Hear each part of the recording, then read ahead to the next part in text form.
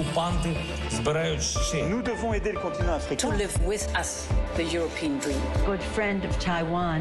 Europe 1, bonjour. À 7h-5 sur Europe 1, la revue de presse internationale. Nous sommes en Belgique. Bonjour Laura Vanlerberg. Bonjour. Vous êtes à Bruxelles pour Europe 1. Laura, qu'est-ce qui fait la une des journaux belges ? Les saisies de cocaïne au port d'Anvers ont atteint un nouveau record en 2023, titre du journal La Libre Belgique. L'an dernier, un total de 121 tonnes de cocaïne a été saisi dans le pays, dont 116 tonnes rien qu'à Anvers.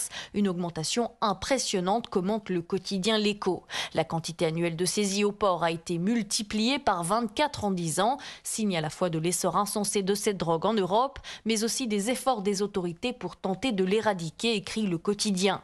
150 arrestations liées au trafic et la confiscation de 136 millions d'euros et demi, précise le journal Classe News. Le journal Le Soir ajoute, le port de la ville reste une destination prisée des trafiquants sud-américains.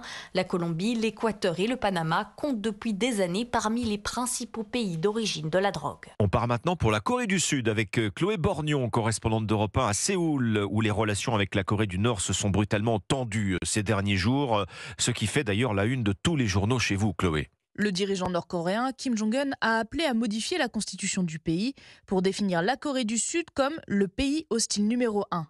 Au Sud, la presse s'inquiète de ce changement de doctrine. Ankyoré, journal de gauche pro-réunification, explique que cette décision pourrait redéfinir fondamentalement l'identité de l'État nord-coréen, d'un pays divisé en deux qui cherche la réunification, à un État socialiste indépendant. Le Korea Herald, principal quotidien anglophone de Corée du Sud, ajoute que les relations intercoréennes tombent encore plus bas après cette décision de Kim Jong-un.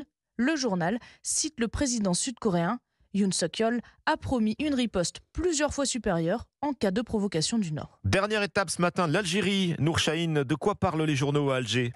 Eh bien, des relations algéro-espagnoles qui semblent revenir à la normale, des relations qui se conjuguent au futur, selon le Jeune Indépendant. Le quotidien explique qu'après une brouille diplomatique de près de 2 ans, Alger et Madrid ont ouvert un nouveau chapitre.